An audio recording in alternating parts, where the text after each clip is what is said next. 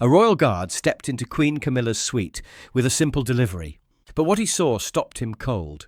Camilla shoving a treasure chest beneath her bed, marked with the crest of Elizabeth II.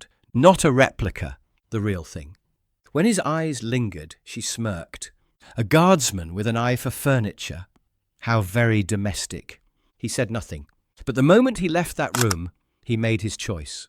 Expose her, or lose everything. What followed didn't stop at one room. It triggered a palace-wide investigation. Now, before we show you exactly what unfolded behind those locked doors, hit subscribe with the bell turned on and drop a comment telling me what you would have done if you saw that chest.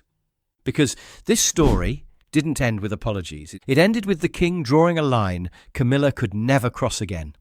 Sergeant Rhys Calder had carried plenty of sealed envelopes through Buckingham Palace over the years, but something about this morning felt different. Maybe it was the way the footman avoided his eyes in the corridors. Maybe it was how the usual bustle seemed muffled, careful. Or maybe it was just the weight of another grey London morning pressing against the ancient windows. The envelope in his hand was routine enough, heritage documentation requiring the Queen Consort's signature before the afternoon schedule. Standard procedure, the kind of thing that should take 30 seconds and a polite nod. He'd been doing this for 3 years since transferring from active duty. 3 tours in Helmand had taught him to read rooms the way other men read newspapers, and the tension radiating from Camilla's suite hit him the moment he stepped inside. It wasn't panic exactly, more like the electric hum you felt before a storm broke. The maid who let him in was practically vibrating with nerves, her hands shaking as she gestured toward the dressing alcove. "Her Majesty will be with you in just a moment," she whispered, then immediately found something urgent to dust on the far side of the room. Rhys planted himself in the centre of the carpet, envelope held at his side, back straight. The discipline of a decade in uniform, always still, always silent, always background until needed. He let his eyes settle on the far wall, tracking nothing in particular, while his peripheral vision catalogued everything else. That's when it happened. Camilla emerged from behind an ivory silk screen, muttering something sharp to someone about photographers and lighting angles, when she suddenly froze. Her head turned toward the bed, and for just an instant, her composure cracked completely. Rhys caught it all, the way she dropped to one knee with uncharacteristic haste, both hands shoving something heavy and awkward beneath the carved mahogany bed frame. The scrape of metal against wood, the frustrated tug when her sleeve caught on what looked like an iron handle, the quick, guilty glance over her shoulder to see if anyone had noticed. Someone had. The object was only visible for a heartbeat before it disappeared into shadow, but that was enough. Oak chest, darkened with age, brass corner plates, dulled but intact, and etched across the front panel, unmistakable even in the dim light beneath the bed, the intertwined cipher of Elizabeth II, crowned and perfect. But it wasn't just the cipher that made his blood run cold. In that brief glimpse, he'd caught the flash of deep crimson fabric through a gap in the lid, velvet so rich it seemed to absorb light, gold thread that caught the morning sun like trapped fire. He'd seen that exact shade before, in the official coronation photographs that hung in every guard station, Queen Elizabeth's actual coronation robe. Not a replica, not a tribute piece, the real thing. Rhys's pulse ticked once, sharp and clean. He'd seen that marking on everything from state documents to ceremonial swords. It wasn't decorative, it was ownership. Royal ownership. Camilla straightened, smoothing her dressing gown as if nothing had happened, but when she turned to face him, her smile was blade thin. "A guardsman with an eye for furniture," she said, her voice carrying that particular edge wealthy women used when they wanted to remind you of your place.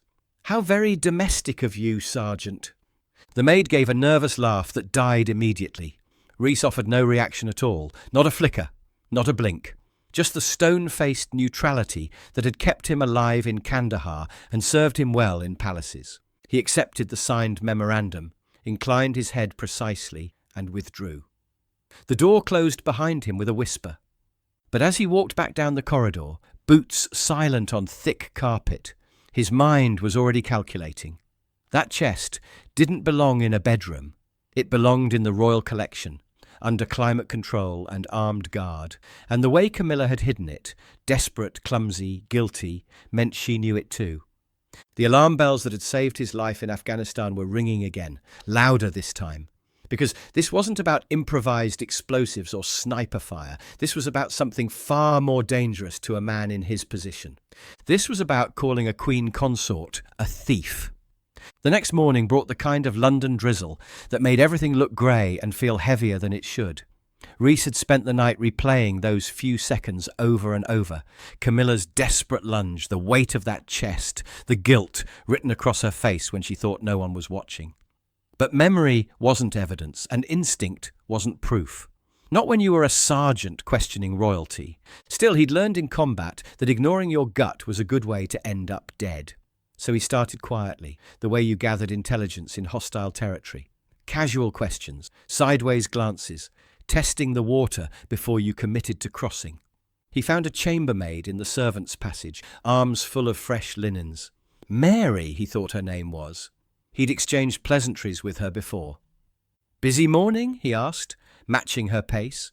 She startled like he'd shouted. "Oh, Sergeant, yes, well, you know how it is." But her voice was wrong, too bright, too quick, like she was reading from a script. "Lot of movement in the East Wing yesterday," he continued conversationally. "Collections delivery?" Mary's step faltered. "I wouldn't know about that sort of thing." That's above my station." Above her station. Since when did housekeeping staff talk like Victorian novels? He let her hurry away without pressing, but the wrongness settled in his chest like a stone. Mary had worked the palace for 15 years. She knew every crate that came through those doors. Later, polishing brass in the gallery, he tried a different approach with one of the valets.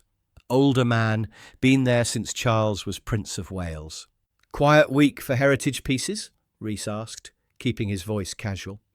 The valet's hands stilled on the silver teapot he was cleaning. "Why do you ask?" "No reason. Just seems like things have been settled lately." The man resumed polishing with aggressive precision. "I keep my eyes on my own work, Sergeant." "Suggest you do the same." 2 conversations, 2 different staff, both nervous as cats in a dog kennel. By afternoon, word had clearly travelled. Rhys caught a glimpse of Camilla through a partially open door, her voice low but urgent as she spoke to 3 different staff members. Routine questions about furniture arrangements, nothing unusual, just standard household inquiries. She was coaching them, preparing their stories, making sure everyone sang from the same hymnal. When she noticed him watching, the door closed with a sharp click. Minutes later, her private secretary, tall, narrow-shouldered man with a solicitor's smile, cornered him outside the portrait gallery. "Sergeant Calder, isn't it?" Rhys came to attention. "Sir?" The smile never wavered, but the man's eyes were cold as January. "Bit of advice, if I may. Her Majesty values discretion above all else. Curiosity, excessive curiosity, tends to be career-limiting in this environment. My curiosity extends to protecting the Crown's assets, sir." The secretary leaned closer, voice dropping to a whisper that somehow felt more threatening than shouting. "Your curiosity, Sergeant, is about to extend you right out of this uniform. Perhaps right out of employment altogether. Am I making myself clear?" When he walked away, Rhys remained perfectly still, but his hands had curled into fists behind his back. Threats didn't frighten him, not from Taliban commanders, not from palace flunkies, but they told him something important. Camilla knew he'd seen. She was moving to protect herself, and that meant whatever was in that chest was worth destroying careers over. That evening, sitting at his narrow desk in Wellington Barracks, Rhys stared at the encrypted Heritage security terminal. The cursor blinked at him like a challenge. 1 report, a few sentences, and either he'd protect something precious, or he'd end his career on the suspicion that a queen consort was hiding stolen regalia under her bed. He thought about Helmand again, the weight of calling for artillery support, knowing that once those words left his mouth there was no taking them back. The landscape would be forever changed. His fingers found the keys. Observed unregistered regalia class chest, Oak construction with Elizabeth II's cipher, concealed within Queen Consort's private suite at approximately 10:14 hours. Item hidden upon recognition. Staff evasive when questioned. Request immediate verification. He stared at the message for a long moment, then hit send. The response was faster than he'd expected. Within minutes, his door rattled under sharp knocks. Captain Lyle entered without ceremony, closing the door behind him with the careful precision of a man about to deliver very bad news. "You've lost your mind," Lyle said flatly. "Sir?" "A regalia alert. Against the Queen Consort." Lyle sat down heavily, running both hands through his grey hair. "Do you have any idea what happens if you're wrong? They won't just transfer you to some forgotten corner of Scotland. They'll drum you out entirely, make an example." Rhys kept his voice steady. "And if I'm right, then you're still finished, because accusing royalty of theft, even when they're guilty, is a career-ending move." Lyle studied him with the weary look of a man who'd seen too many good soldiers make terrible decisions. "She's the Queen Consort, Rhys, not some corrupt contractor in Kabul." The chest had Elizabeth's cipher on it, clear as daylight. She hid it the moment she realised I'd noticed. "You're certain?" "I've been staring at royal markings for 3 years, sir." "I know what I saw." Lyle was quiet for a long moment, weighing the man in front of him. Calder's service record spoke for itself. Sangin, Helmand River Valley, convoy escort under heavy fire. Not a man who spooked easily. Finally, the captain nodded grimly. "If you're going down this road, do it properly. Don't give her time to move whatever she's hiding. Request a full audit. Every wing, every storage room, every closet." Rhys felt something cold settle in his stomach. "That's the only way to be sure. Either you're wrong and we find nothing, or you're right and she's hidden it somewhere else by now." Lyle stood up. "But understand this. You'll be requesting the most intrusive search in palace history, based on a few seconds of observation and your gut instinct. Sometimes that's all you have. Sometimes," Lyle agreed, "it's all you need." The whispers reached Camilla before she'd finished her morning coffee. Her private secretary slipped into the breakfast room like smoke, setting a leather folder beside her untouched croissant. He waited until the footman withdrew before speaking. "There's been a development, ma'am." She didn't look up from her newspaper. "Oh? The guard?" "Calder. He's filed a formal report with Heritage Security."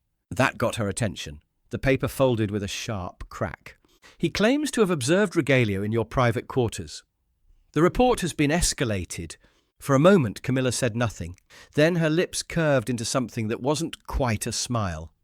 "So the soldier fancies himself a detective now." She rose from her chair, moving to the window with measured steps. Outside, tourists pressed against the railings, cameras raised toward windows they'd never see inside. How simple their lives were. Always looking in, never understanding the chess game being played just beyond their view. "Do we know what action they're taking?" "They're requesting a search, ma'am, possibly as early as this afternoon."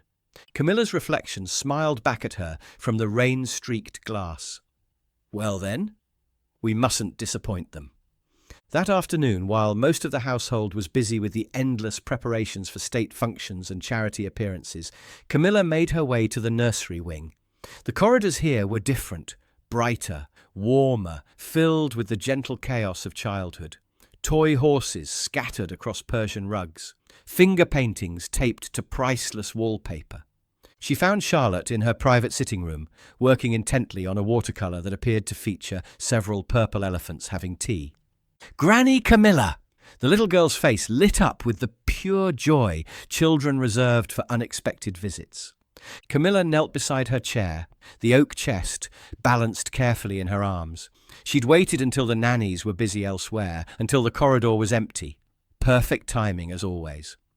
"Darling, I need your help with something very special." Charlotte set down her brush, eyes bright with curiosity. "This is a treasure chest," Camilla said, opening the lid just enough for the child to glimpse the flash of jewels inside. "It needs to stay hidden for a little while. Just until tomorrow. Can you keep it safe for me?" "A real treasure chest." "The realest treasure chest in the whole palace. But it's our secret game, remember? You mustn't tell anyone where it is. Not Mama, not Papa, not even your brother. Can you promise?" Charlotte clapped her hands together. "I love secrets!" "Where should I hide it?" Camilla glanced around the room, taking inventory. Toy chests painted with stars and rainbows, a wardrobe full of costumes and dress-up clothes, a dozen different places where an antique chest would disappear among the organised chaos of childhood. "Wherever you think it's safest, my dear." By the time she left the nursery, the chest was nestled beneath layers of princess gowns and fairy wings, invisible to anyone who didn't know exactly where to look. Charlotte had already forgotten about it, absorbed once again in her purple elephants. Camilla walked back toward her own quarters with renewed confidence. Let Sergeant Calder file his reports. Let them search every inch of her suite. Tomorrow, when they found nothing but furniture and formal wear, she would watch his career collapse under the weight of his own accusations. And the treasure, her treasure, would remain exactly where no one would dare to look.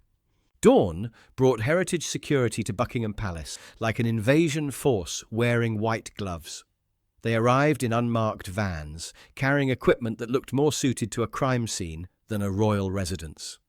Archivists with handheld scanners, guards with clipboards, officials with the kind of serious expressions that made footmen nervous. Sergeant Rhys Calder stood in the centre of it all, the sealed warrant folded in his breast pocket like armour. The document bore every necessary signature and seal: heritage security, royal household, even a grudging authorization from the Lord Chamberlain's office. It was ironclad legal authority, and everyone in the palace knew it. The operation began with military precision. Teams dispersed through the East Wing like water finding cracks, cataloguing every chest, every trunk, every container that could possibly house stolen regalia. Their scanners hummed quietly as they passed over metal fittings and wooden surfaces, logging data that would be analysed and cross-referenced against official inventories.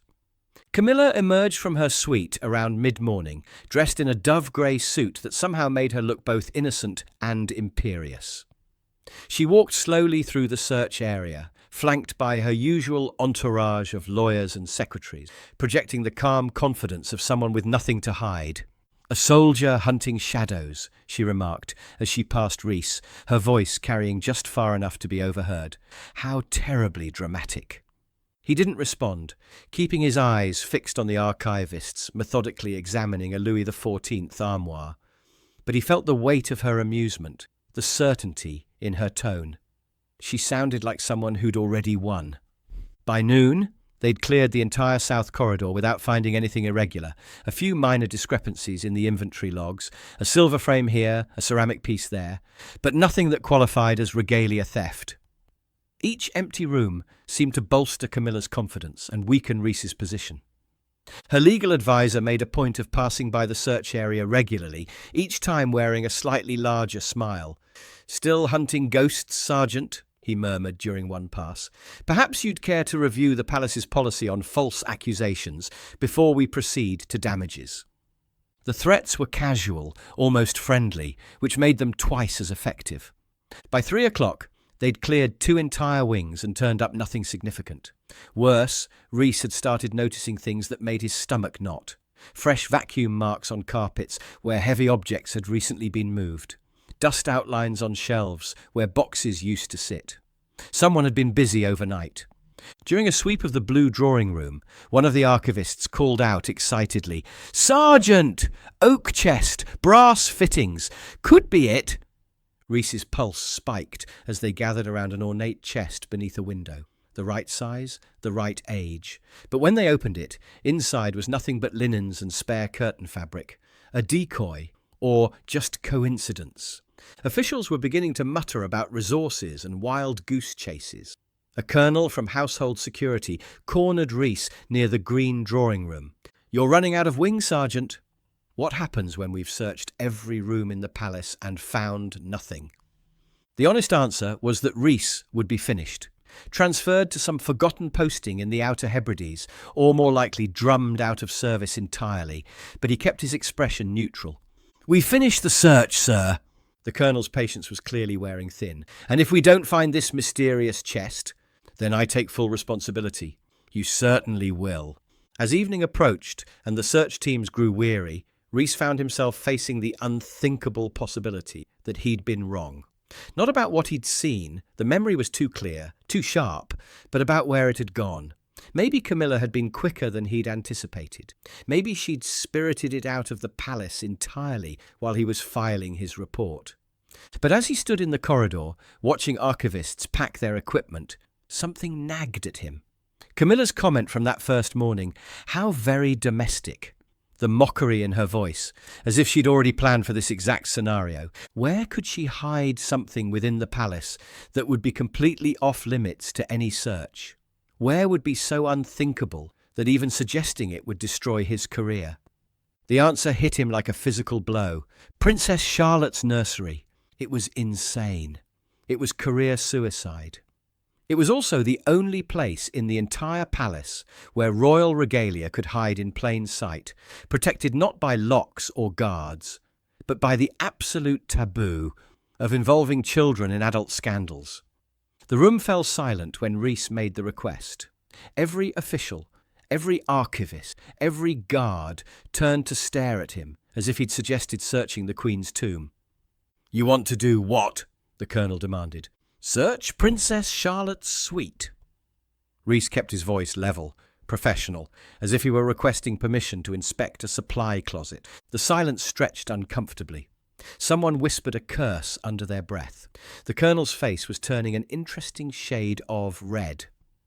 "Sergeant Calder, do you have any conception of what you're suggesting? Involving a child in this circus? If the chest is there, sir, then the consort has already involved her." That stopped the protests cold. The logic was unassailable, even if the implications were horrifying. After what felt like an eternity, the colonel nodded grimly. "Very well. But understand this. If you're wrong, you won't just lose your position.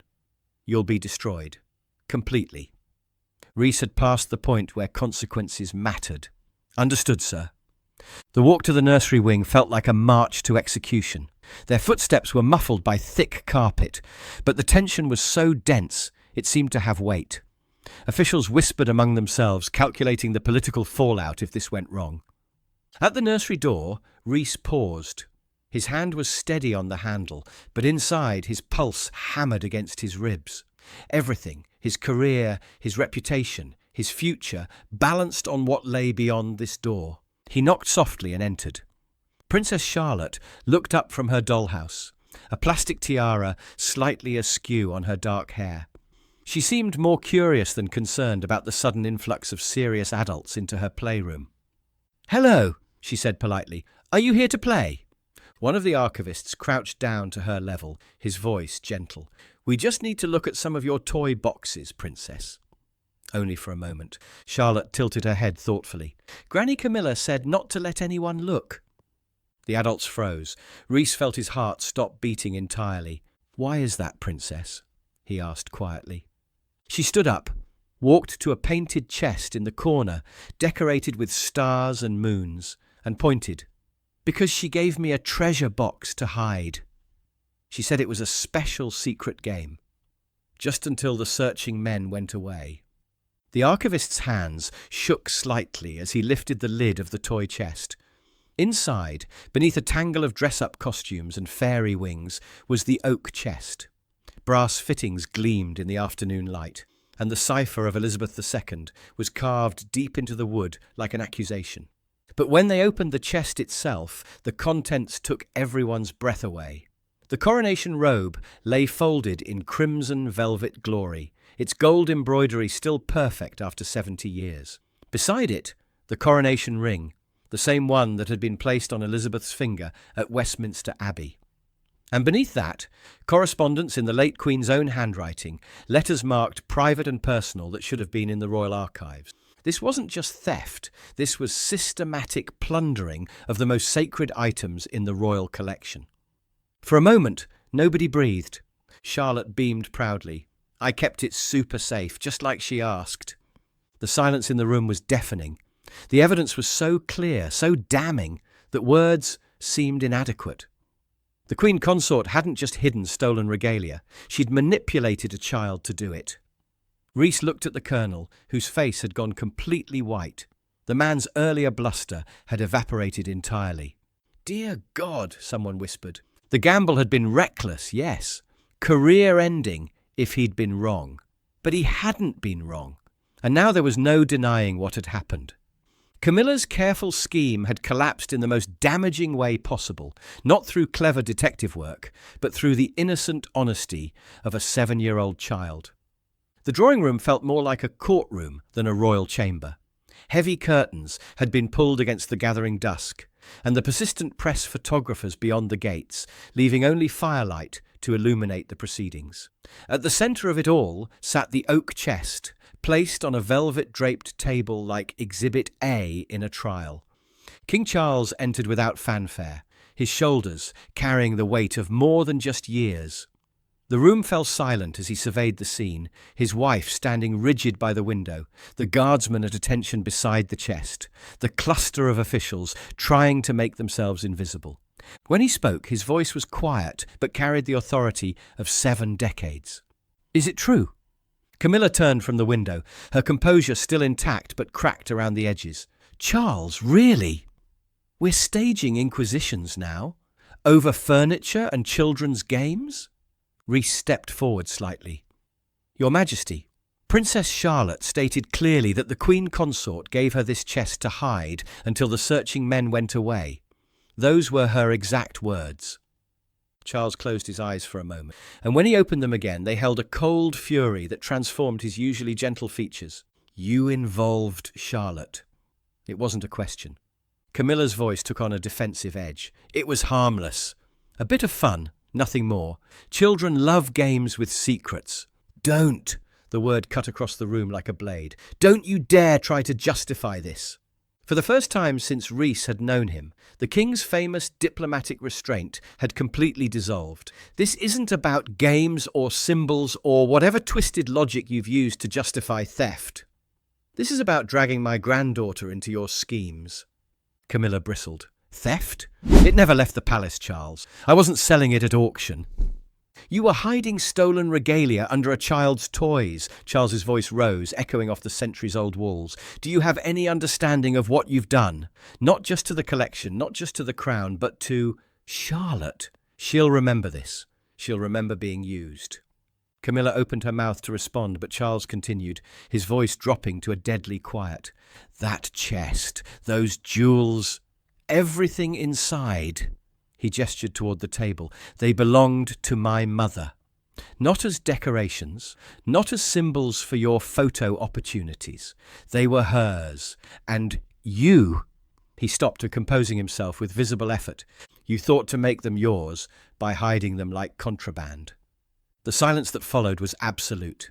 Even the fire seemed to crackle more softly, as if the flames themselves were holding their breath. Charles turned to Rhys. "Secure it. Tonight." "Yes, Your Majesty." Charles's final words fell like a verdict. "And you." He looked directly at Camilla, his voice carrying the weight of finality. "You will not touch what belonged to her again. Not jewellery, not gowns, not letters. Nothing. Do I make myself clear?" Camilla's face had gone pale, but she managed a stiff nod. "Completely clear." The transport was arranged within the hour. Rhys supervised every detail personally, the archival wrapping, the climate controls, the biometric seals. As he loaded the chest into the secure van, he caught sight of movement at an upstairs window. King Charles stood there, silhouetted against the lamplight, and for just a moment their eyes met across the courtyard. The king's nod was barely perceptible, but it carried more weight than any medal or commendation. A simple acknowledgement between two men who understood duty. As the van disappeared into London traffic, carrying Queen Elizabeth's treasures back to Windsor where they belonged, Rhys remained at attention in the empty courtyard. The press beyond the gates had no idea what had just transpired. They'd never know how close royal history had come to being reduced to a prop in someone else's story. Inside the palace, lights were going out one by one. Camilla's schedule for the coming week was being quietly rewritten. Official statements about routine heritage cataloguing were being prepared. The machinery of royal discretion was already smoothing over the cracks. But in the nursery wing, Charlotte was fast asleep, her plastic tiara on the nightstand, dreaming of purple elephants and tea parties. She had no idea she'd helped save her great-grandmother's legacy simply by telling the truth. Sometimes, Rhys reflected, that was how the most important battles were won. Not with grand gestures or dramatic confrontations, but with the quiet courage of ordinary people doing what was right. And sometimes that was enough. Was Sergeant Calder justified in risking a child's involvement to protect the Queen's legacy? Did King Charles handle this correctly, or was his response too harsh? And if you were in Rhys's position, would you have made that final, career-threatening request? Drop your thoughts in the comments below. We read every single one and want to know where you stand on this. If you believe some things are too sacred to be hidden away and repurposed, smash that like button right now. Don't forget to subscribe with notifications turned on so you never miss these stories from inside the Crown's most carefully guarded secrets. Share this with someone who remembers what Queen Elizabeth really stood for: duty, honour, and a legacy that belongs to history, not to individuals who think they can borrow it for their own purposes. That's all from me today. I'll see you tomorrow with another story that proves the most important victories aren't always the loudest ones. Sometimes they happen in silence, in drawing rooms where the future of centuries-old traditions hangs in the balance.